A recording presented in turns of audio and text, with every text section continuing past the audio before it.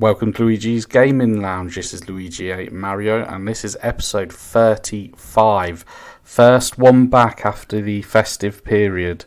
And today I'm joined by TrippHazarde, aka Barnaby, hello.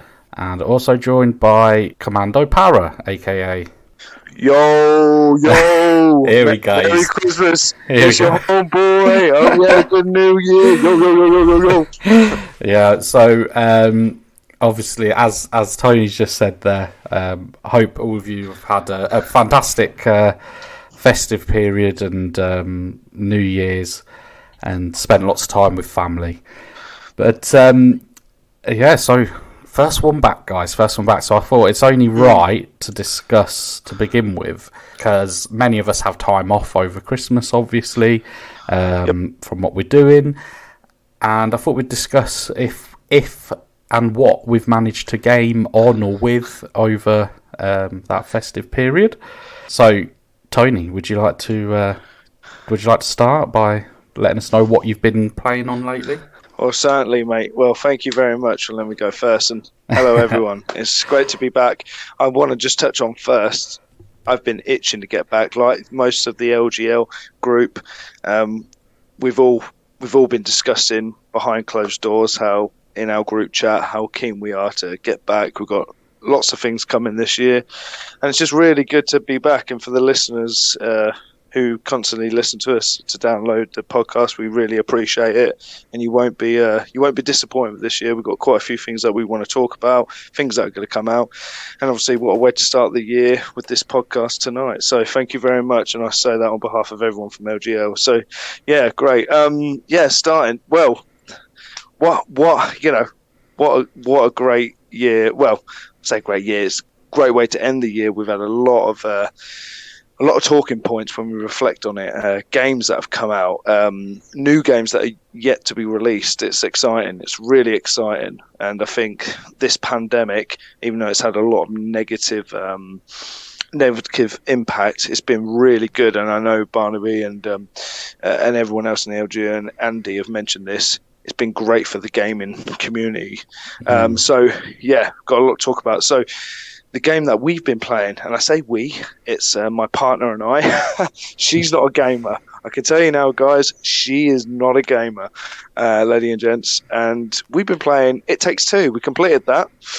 And we've moved on to Unraveled. It's a brilliant game. Unraveled 2. Yes, that's it. Yeah. Yes.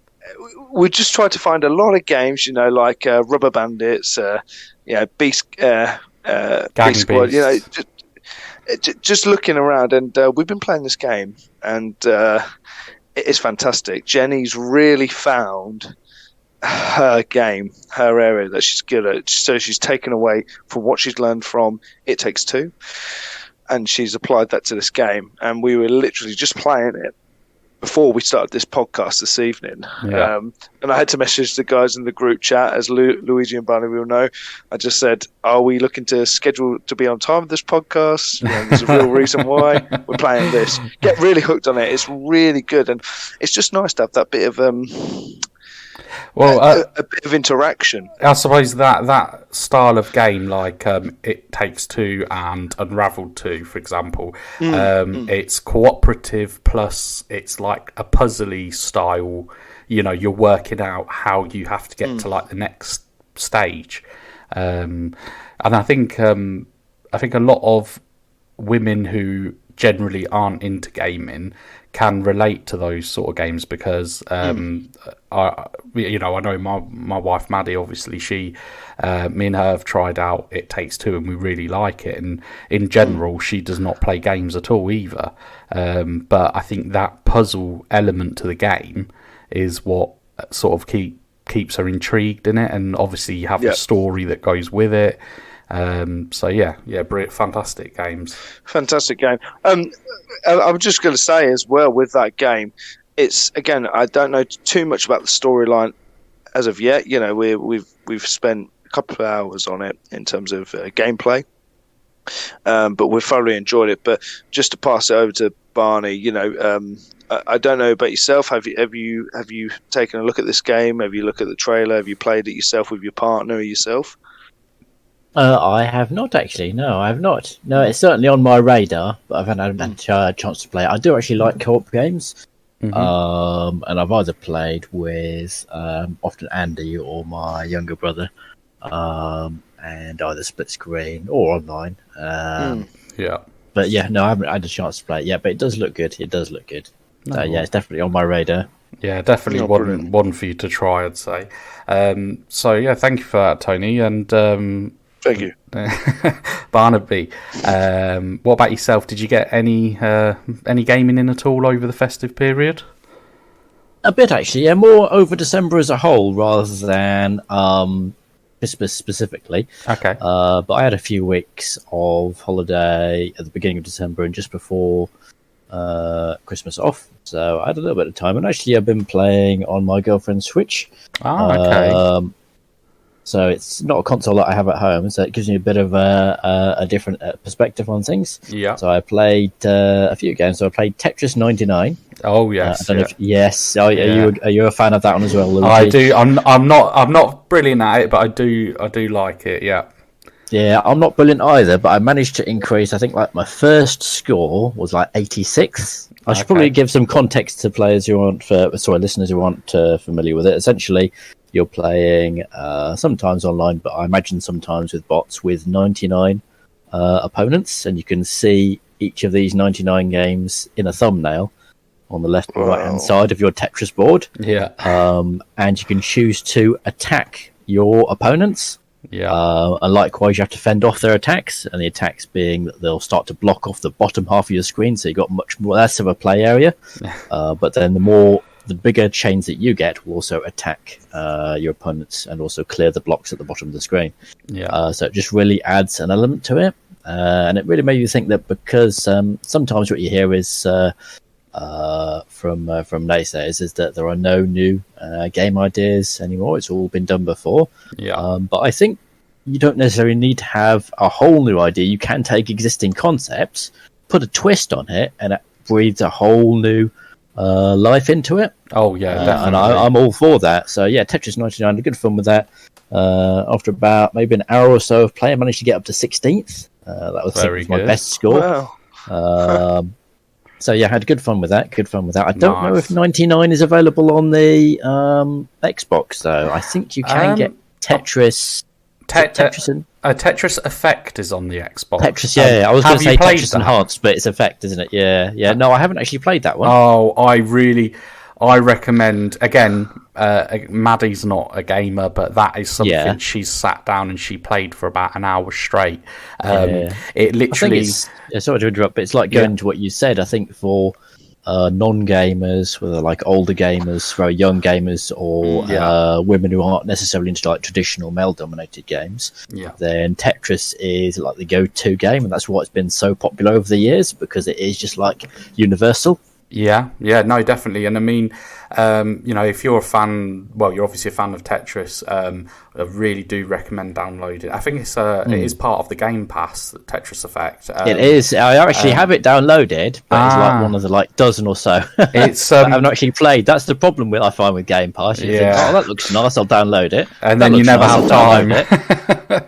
2 months later, you haven't touched them. Yeah, no, that's true. But yeah, Tetris Effect, the actual game itself, it's almost just like a whole experience, because you have like different stages, and they take you through like there's an underwater themed version, and there's music that goes with it, but the music syncs and vibrates the controller, so you can sort of it really, it's just a whole experience. It's really good. Really recommend that is cool. That is cool. Really do recommend it. Awesome. So also on the Switch I've been playing 2 Point Hospital.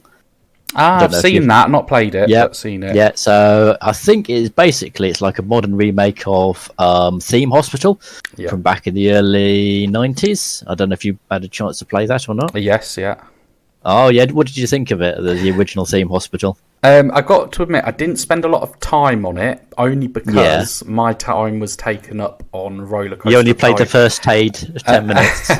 Something like that. But no, to be honest with you, my time was taken up on Roller Coaster Tycoon. That was that was my favourite. I see. Yeah, no, I did try out Theme Hospital, and I had a lot of friends at the time who loved the game as well. So it's that sort of thing. From what I can tell, from what I can tell, it is basically a remake of it, even down to the isometric perspective.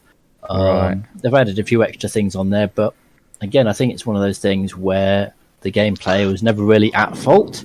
And it's quite in depth, so you can build rooms in the hospital like a reception, GPs, pharmacy, intensive care, things like that. You've got to look after your staff, make sure that they're happy enough, otherwise they're going to leave or they're going to do a poor job. Make sure they've got plenty of tea and biscuits. Yeah, exactly, that's right. Yeah, make sure the plants are watered, make sure the rubbish gets cleaned up. Make sure that they're not being idle, because otherwise you're wasting money paying people who aren't working. So there's a lot to look at, a lot to look at, and I've only really barely scratched the surface after like maybe 2 hours of play. I only really played on the first level as well, so there's lots of different hospitals with different challenges, I think. Cool. Was you playing handheld, or was you playing... No, I was playing it wirelessly, so I was looking on the big screen, which is just as well, really, because 2 Point Hospital... As it's one of those annoying games with really tiny font, so even on like a 42-inch TV, I had to squint to see the text. So right, fair enough. Are they the sort of the two main games you've been playing? Bit of Mario Kart on the Switch as well, but nice. Basically those three. So over like the December period. Other than that, I've been a bit lax in my gaming, I'm afraid. Yeah, no. I mean, what did you think to the Switch? Because obviously you've been able to get really sort of hands on with it. What do you like it, or what's your view? I think for hardware, Nintendo is always out on top, because Xbox and PlayStation will bring out some innovations, but they're never as innovative. Yeah. Generally, when it comes to probably even hardware and software. So I think we actually mentioned this on the WhatsApp chat that we have for LGL. Is that I think the only company really worthy of having their own console is Nintendo, because they always do something a bit different with it. Yeah. Whereas something like the Xbox, I mean, you can play Xbox games easily, virtually the same thing on PC, and with the streaming services, as long as you have a decent controller, you could play it on almost any system. So why even bother having a console at all? Well, that is. But with Nintendo, they actually have a purpose, because you've got the actual built-in screen. Yeah. And even looking at their past designs, like the Wii U as well, that was probably the first time they used a controller with its own screen kind of built in, and then before that the Wii, obviously, with the Wiimotes and the motion sensing and so forth. So Nintendo always does something interesting with hardware. And although the only thing is I can't see myself actually buying one, because I like to play it for a little while, but I don't really see myself playing the Switch enough to justify buying my own. Yeah, no, I just don't have the hours to put in. I think if I was younger, I would have lapped it up, like in my teenage years. I'd have been straight on it, but nowadays as an adult you just don't have the time to invest, so I have to focus my resources a bit more narrowly. So even the portability doesn't sway you at all, no?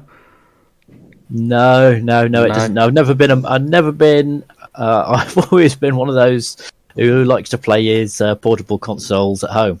Yeah, no, I get that. I've never really taken them with me. If I'm going out to some other location, I'm always doing stuff, so I don't really get time to play any video games. And at work, there isn't enough time to justify it, because I tend to have to play video games intensively. I can't just play for 10-15 minutes and then stop. I have to play for at least an hour, otherwise it feels like I've not really got into it.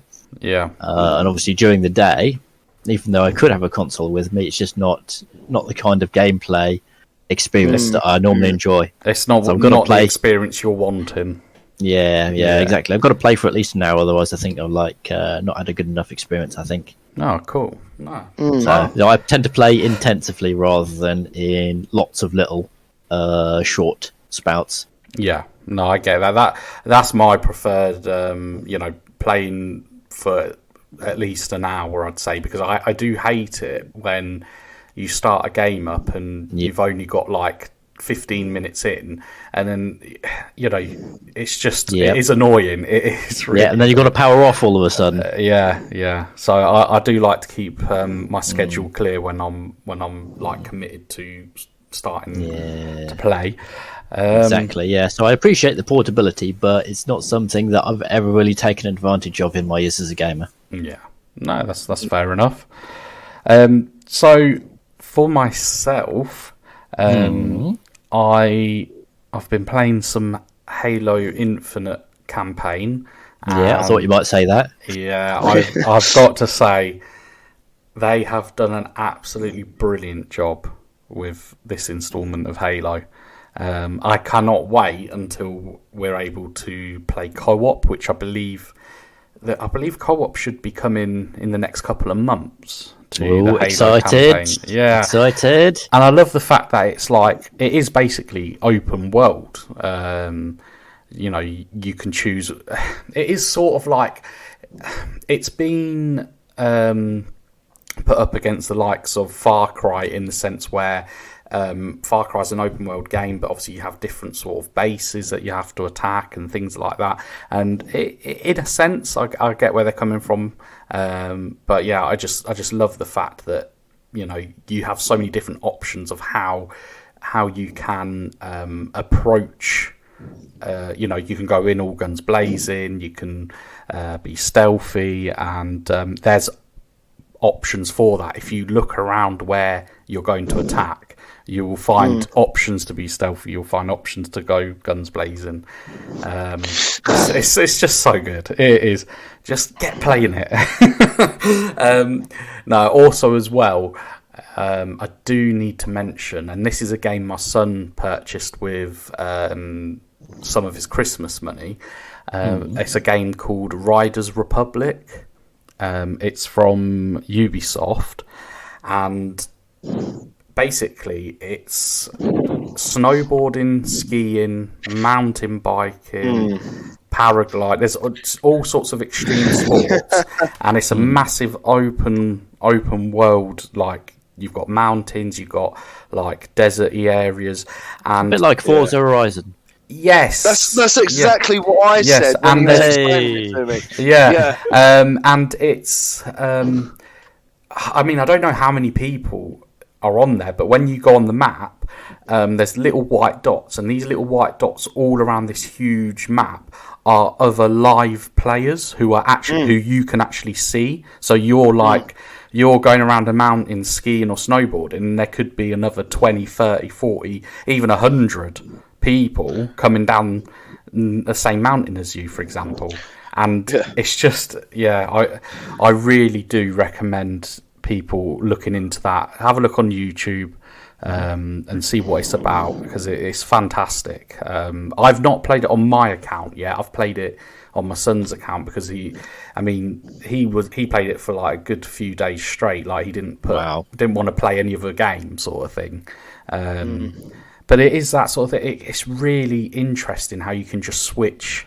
It's pretty much instantaneous. You can switch between snowboard, skis, mountain bike, etc. And there's like mass races you can participate in. And you can even set trails. Like, there's like a creative mode as well, where you can like set certain trails and you can upload them for people to do. It's crazy game. That is really cool. Yeah, really cool. Just on that, exactly the same. I found it. It's Forza, it's Horizon. It is proper adrenaline pumping, hipster, very sort of lavish, sort of out there, and it's quite cool how it's got an open world, but it's got like sand dunes one bit, then it's the Alps, at the top of the Alps where you can do skiing, then it'd be something like off-roading area, where you've got downhill sort of extreme mountain biking.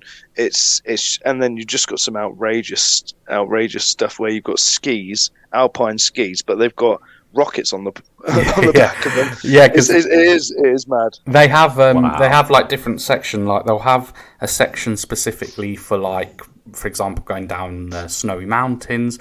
Like that will be your skis, your snowboards. They have all different types of bikes. What else was there? What was I saying? Bikes and that. Paragliders.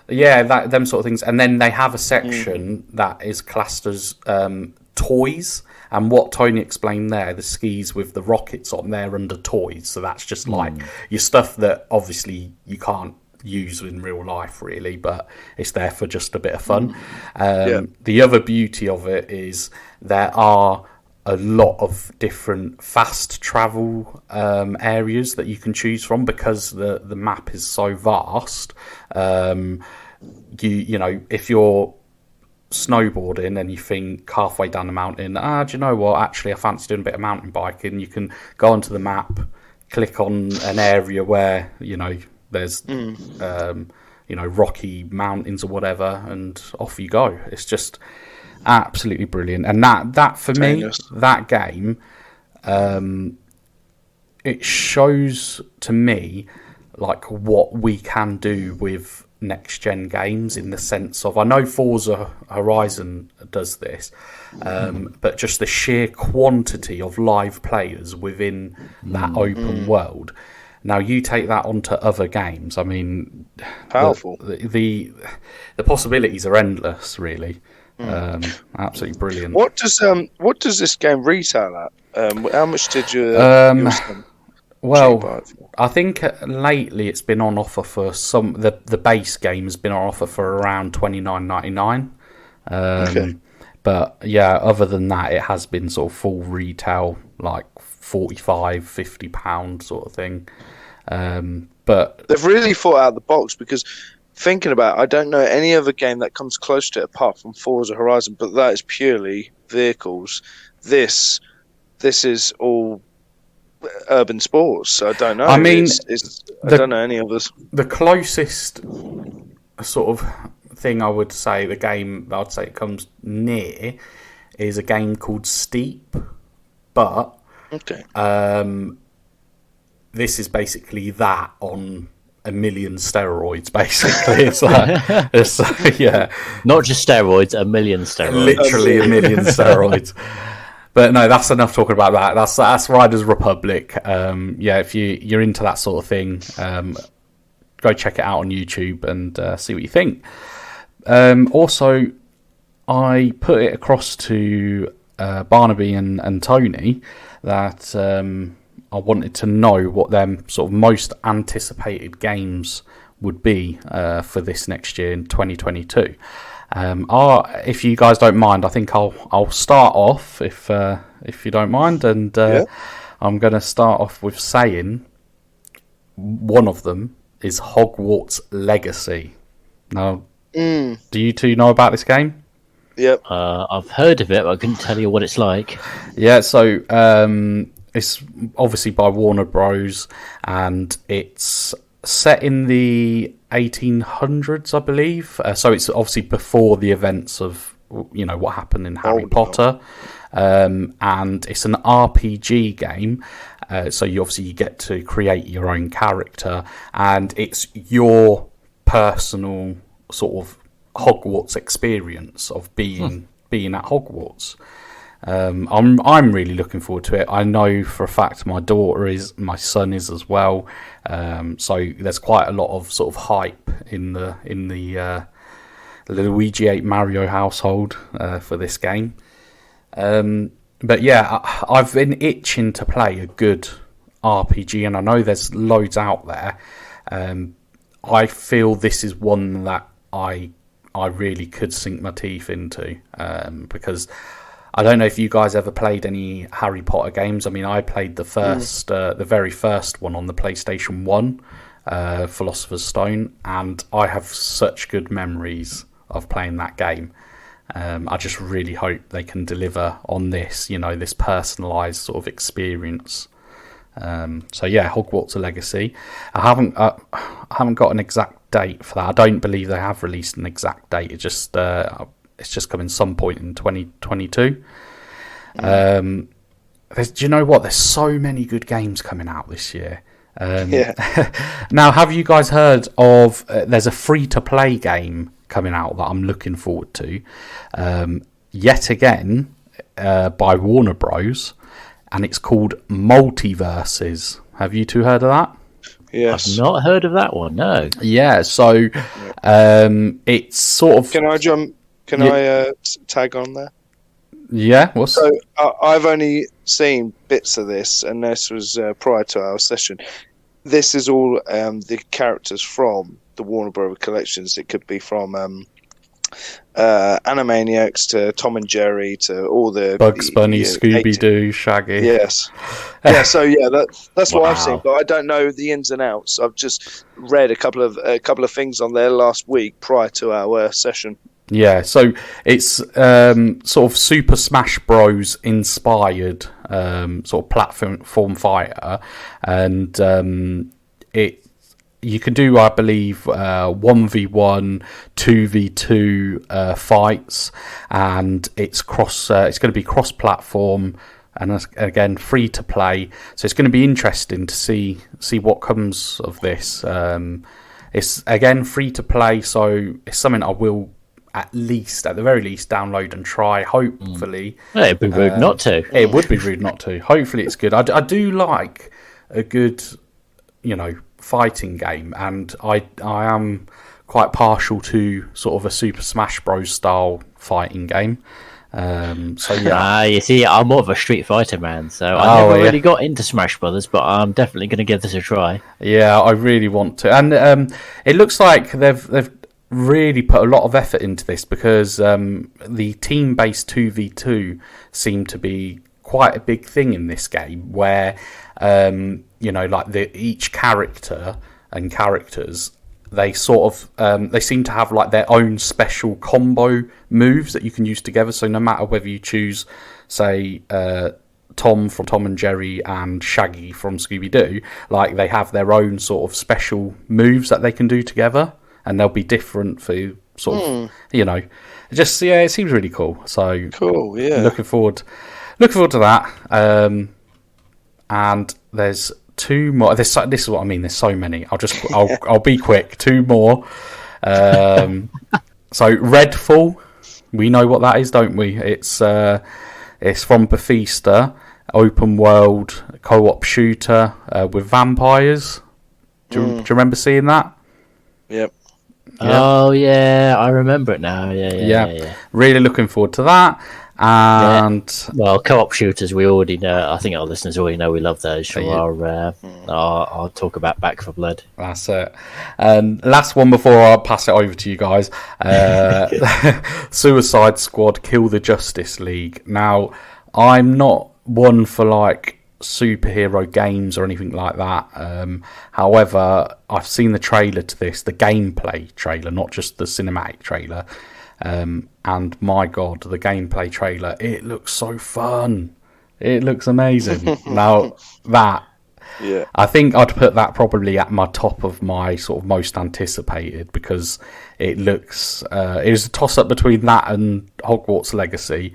But yeah, the Suicide Squad just looks like something you can jump in and just have a crazy time with. Barnaby, how about yourself? I mean, I've mentioned a few there. There's still so many good ones coming out. So it's true. No, it is a good time to be a gamer. It's true. It's a good time to be a gamer. So for 2022, first game I'm looking forward to is June Spice Wars. So I went and saw the new June. Yeah. So if you're an older gamer like me, you might remember that June was actually one of the first. Back in the 1990s, June was one of the first RTSs. It was actually developed by the same team behind Command and Conquer, which really popularised the RTS genre way back when. Nice. So now it's almost like it's come full circle. And what I particularly like about it from the description is that they have asymmetrical forces. So a bit like going back to Command and Conquer, you had NOD and GDI, and they had their own units. Yeah, you'll have the same in this, but they're also adding in things like you can influence other factions. You can send spies in and assassins and things like that. So I think that's just going to add an extra dimension to the standard RTS formula. And also really like Dune as a fictional world as well. It's one of my favourite sci-fi novels, and the film that came out this last year, in fact, is pretty awesome as well. So yeah, definitely looking forward to that one. And I don't mind a bit of strategy either every now and then. Yeah. Second game we're looking forward to is Dying Light 2. Yeah. Now I had a load of fun playing co-op Dying Light 1, and that was back with Andy, Dave, and I think it was you as well, Luigi. I did jump in a couple of times, yeah. Yeah, just for 10 minutes. Yeah, because I'm a scaredy cat. No, it's fine, but it's just absolutely hilarious sometimes, and it's really good being able to work together. Yeah. And essentially, you can complete the whole story campaign in co-op mode, which I think is great, and I think it puts to shame other co-op games where you can't do the whole number 2 game. As far as I'm aware, I'm sure I saw that the second one you can literally complete start to finish, whereas obviously the first one you have to do the first section on your own, and then but yeah, as far as I'm aware, there's a couple of exceptions, but generally speaking, for a co-op experience, it's really good, and it's almost a complete as complete as the single player version. Yes, yeah. I didn't get on well with the first Dying Light. I thought, because I was playing it on my own. Oh, yes. It was very intense, but I different didn't experience. Enjoy... Yeah, it's a good game with my friends, but it's not as good as dedicated single player games. Yeah. So for the parkour action, I'd actually say that Mirror's Edge is better. I love Mirror's Edge. And if you want, obviously, an FPS, then you've got a whole swathe of games to choose from that are going to be better. And also survival horror games you're going to find better. But as a co-op, survival horror FPS with parkour, I don't think it can be beat. No, definitely not. Because just that combination of those three elements, the co-op, the parkour elements, the FPS action as well. Oh, Tony, you've got us this time round for if and when we get round to playing it. Exactly. Yes. Yeah, exactly. Yeah, no more solo gaming. I'd just like to say, on Dying Light 2, Barnaby, the one thing I like is, obviously, with this, X amount of years have passed from the first one within the game, so guns and ammo are very scarce, aren't they, in this game? I don't know if you've seen that yourself, but not particularly. No, not particularly. But yeah, that's actually a new element that I hadn't realised. Yeah, so it's going to be a lot more sort of hand-to-hand combat. So I mean, it'll be interesting to see if possibly you can, craft some form of sort of projectile weapons, maybe. I did have a simple crafting system, and actually the simpler crafting systems are what I prefer. I don't like these two in-depth crafting systems where it takes like hours and hours just to get what you want. If you just pick up a few materials and knock them together, that's cool. But yeah, I remember using things like, I think we used poison-tip shuriken. Okay. I think we crafted a few of those, didn't we? I can't remember if I'm on it. My memory's terrible, Barnaby. Is this local play as well? Or is it? I think it's online only. I think. Is it up to 4 players? Is that yes? correct? Yeah. It's a small community. It should be. Yeah, it should be. Yeah. Oh, cool. Check it out. Yeah. No, definitely. Yeah. So yeah, that's going to be like one of my co-op games of choice, I think. And my final choice is a bit more offbeat, but there's a game called Stray coming out. I don't know if you've heard of it. Yes. Yeah. So it's just the whole premise. So it's set in this kind of futuristic Blade Runner-esque city where you don't play as a human or even a robot. You actually play as a cat. Yeah. And you basically go around having adventures, investigating mysteries, and then just being a dick like cats tend to be. Oh, it's coming to PC, isn't it? I was going to say to you, it's PlayStation 5 only, but actually it's coming to PC also. That's awesome. Yeah, I really like the look of that game. I took a liking. It's got a sort of is it like a Tokyo sort of scene? Yeah, exactly. Kind of like futuristic Tokyo, futuristic kind of Blade Runner setting. Yeah, that looks awesome. Yeah. this was only when I was looking at sort of new releases coming out this year online prior to our podcast, and that's why we talked about the multiverse. That's where I saw that come up as well. So it looks pretty cool, Stray. Yeah. Yeah, awesome. Is there any others, Barnaby, or is that? No, I'm going to keep it short and sweet. Just go for those three. Keep it focused. Yeah, no, cool. Very nice selection there. Tony, what about yourself? Is there anything popping out at you for this year? Yeah, just to echo what you guys said. There's so many good games. I don't know where we're going to get the time to play. I know. Play these games. I'm going to have to take out another credit card. Quit your job. quit my job. Be a full-time gamer, not get paid, but put it all on credit. For me, mate. Honestly, guys. I'm going to try and keep this short and sweet. I know that's rich for me coming, but I'm going to start off with. Obviously, we talked about Suicide Squad. Yes, looks fantastic. I'll say no more. You've said it all. God of War, Ragnarok. Been a fan of God of War. I love those sort of gameplays. Mm-hmm.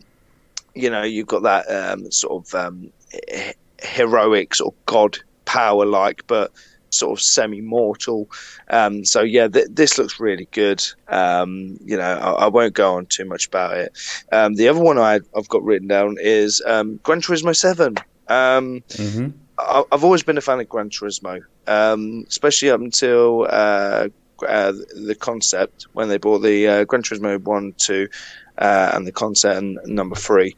After that, it became a bit plain Jane. They kind of lost their mojo, but I don't know if it's probably personally because it was the best game that they had on PlayStation 1 and PlayStation 2, and probably leading on to PlayStation 3. But really looking forward to this. I think they've beefed it up a little bit. They've got a lot of competition now, and I'm looking forward to giving that a go.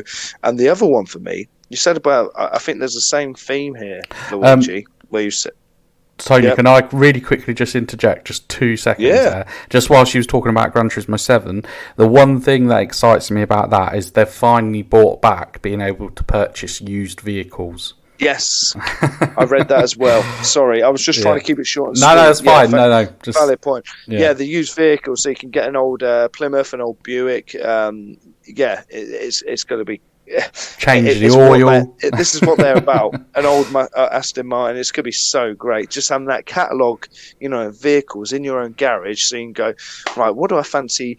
Right, I've got a rally race. I'm going to take a Mini Cooper. I don't know. It's going to be absolutely it's going to be amazing. Awesome. But again, I'm trying to keep this short and sweet for the listeners. We've talked on a lot. There's so many games, but I think the game that I really, really do want to invest some time in. Well, there's actually two. The one game that I want to try, but I need to play during the day because I have a strong stomach. I'm quite... I'd say I'm a brave individual. God, but when it comes to games, I'm like Luigi. When it's like The Village, I want to play it. I can't play Resident Evil The Village, However, I'll watch the videos on YouTube during the day.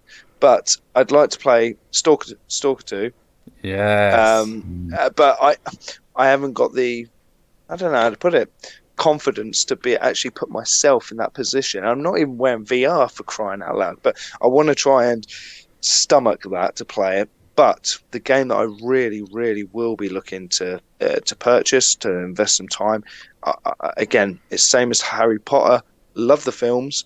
It's just that magical sort of adventure scale is Lord of the Rings Gollum. Oh, Gollum, yeah. Just seeing his life, because you feel sorry for that individual because he has some form of he has a trauma. He has a sort of an illness, mental health sort of conditions due to his life during throughout the whole of the Lord of the Rings series. And it would be great now to see playthrough his journey and his adventures and what he gets up to in Lord of the Rings Gollum. It's from Gollum Schmeagol. It's going to be great. I'm really looking forward to that game, and I will be looking to invest my financially invest in this game to spend some time into it. So I'm really looking forward to this game. No. That sounds awesome. Good selection of games there, and we haven't even mentioned the likes of Starfield that's coming out. The new even though this is like I think it's like an 8-bit game. It's 8-bit style. Yeah. Do you know which one I'm on about?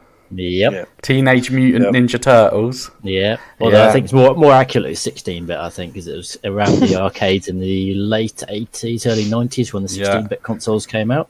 And then there were conversions on both NES and Super Nintendo. Yeah, very true. There also seems to be quite a lot of hype around the game Tunic. That's on the list. It looks a bit like Zelda, doesn't it? Yes, there's been a lot of hype about that. I've heard a lot, listening to other podcasts and YouTube videos. That game keeps coming up in conversation. Hopefully, it will live up to people's expectations. But yeah, we will see. No, fantastic. I mean, what a year we've got ahead of us, guys, for gaming. What a year. And, not to forget, if you're a Sonic fan, you've got Sonic Frontiers on the way too. I mean, come on, we are spoiled here. We are so spoiled. And I don't know if you guys... The developers have been busy, haven't they? And, let's just take a moment and appreciation for all the... Round of applause, come on. We applaud you. There's just so much going on.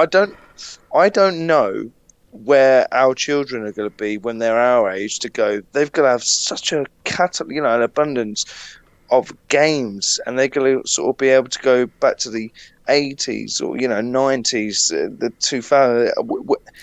Well, I think it's like music. Yeah. How do you listen to it? How do you play it all? It's mad. I think the way I sort of see it is when I was younger, even though obviously I did love gaming and stuff, but